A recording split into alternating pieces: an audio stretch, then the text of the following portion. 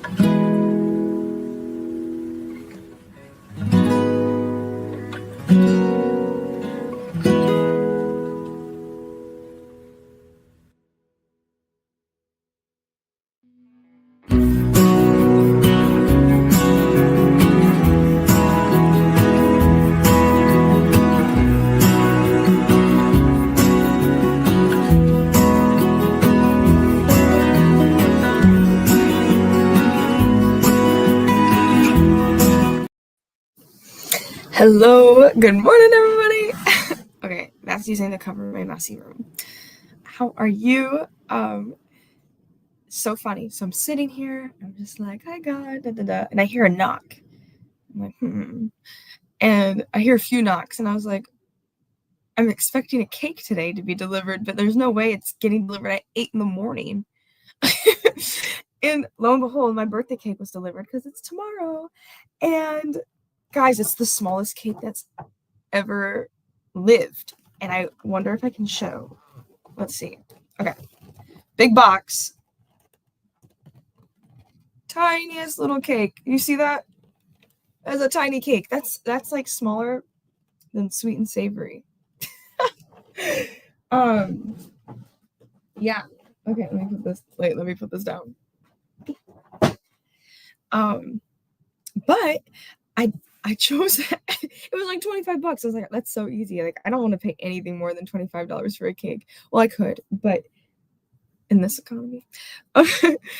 But I chose this bakery. It's literally like, it's all vegan, gluten-free, and I'm not vegan or anything, but there's this bakery in Grand Rapids. It's called Rise, and they made the best cake in the world other than sweet and savory, if you know what I'm talking about.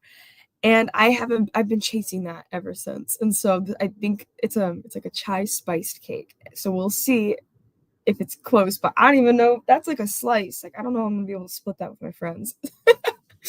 So, I'll have to think about some solutions. So anyway, let's see who's on this morning. We have my mom. Good morning. We have Connie. Good morning. Emily, good morning. Happy day before your birthday. Same to Chris. Or Chris's is today. I should know this. Good morning. No, his is the same day. His is the same days. I don't know why I think it's the day before. Anyway, all right. So let's get into it. We're on day 88. You have a forever friend. And the verse of the day is John 15:15. I have called you friends.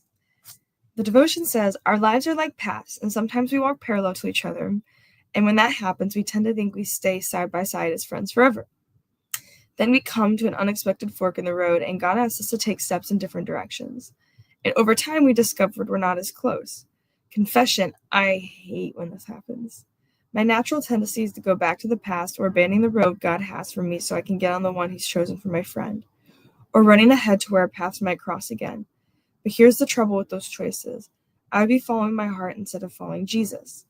Here's a really hard reality I'm learning to embrace. Some friends are with us for a reason, a specific goal or purpose from God, and some friends are with us for a season, a particular time in his plan. Very few will walk behind us for a lifetime, or beside us for a lifetime. That doesn't mean we're a failure at friendship or we've done something wrong. It simply means God has a unique path for each of us.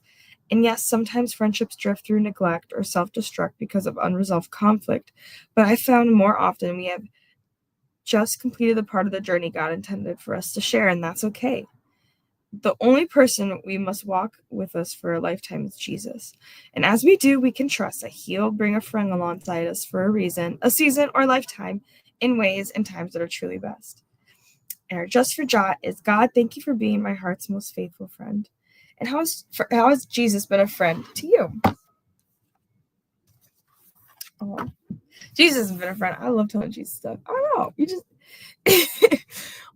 having a relationship with God is the best thing. Like, there's nothing else like it.